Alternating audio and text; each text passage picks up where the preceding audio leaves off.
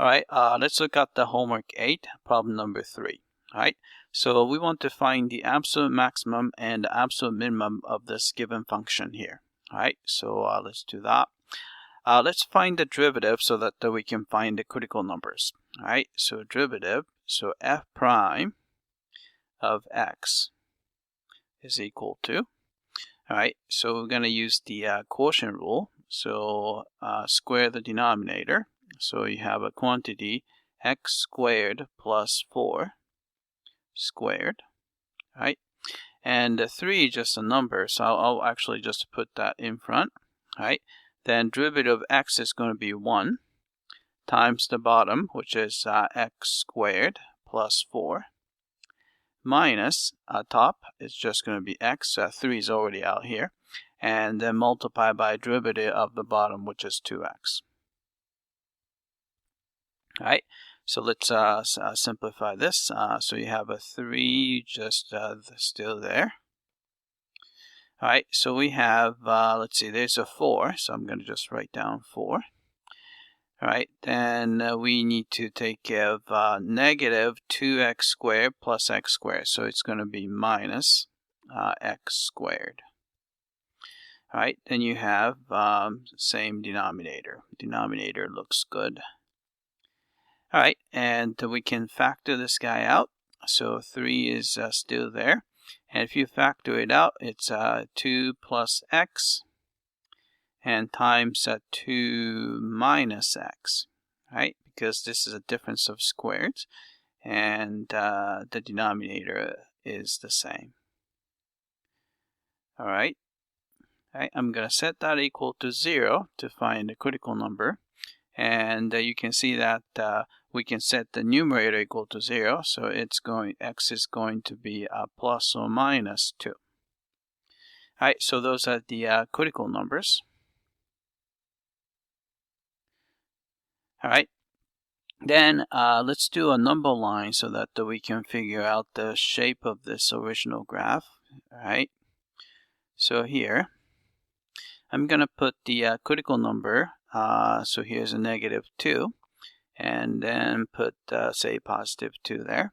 Alright, so let's look at the sign of f prime. Alright, we can try any number less than negative 2. So I'm going to try x equals, say, negative 3. And in between, I'm going to try x equals 0. And bigger than 2, x equals 3. Alright, then we just need to sign of the derivative. So if x is negative 3, alright, so if you put negative 3 here, so it's going to be negative here. And the negative 3, that's going to be positive. So it's going to be negative times positive is negative. Alright. Then after that, here, x equals 0. If you plug in 0 here, it's all positive. So we have positive derivative there. And if x is 3, 2 times 3 is positive, but 2 minus 3 is negative, so it's going to be negative there. All right. So the graph is actually, so original function is, all right, let's get the basic shape. It's going to be decreasing and then increasing in the middle, right, and decreasing, right. And so you could have a potentially, so all we know so far, you're going to have here, so since increasing turning into decreasing, it is at least a local maximum, right? And here, since decreasing turning into increasing, you have a local minimum, right? The question is this going to be a absolute maximum or absolute minimum? All right. Then let's see if, so you can see that you have a local maximum here, but potentially this part could beat the local max there. All right. But if you look at the original function here, on the negative side, when x is negative, this quantity is going to be negative, so it will never beat this local max here. So it's actually, this is it's also an absolute maximum, right? And same thing here. This is a local minimum, but potentially this guy could beat this local minimum here.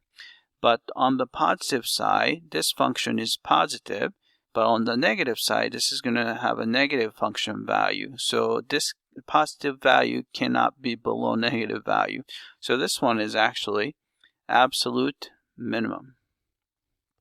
All right, so it happens, absolute minimum occurs at x equals -2, and absolute max occurs at the +2. All right, so let's type it in.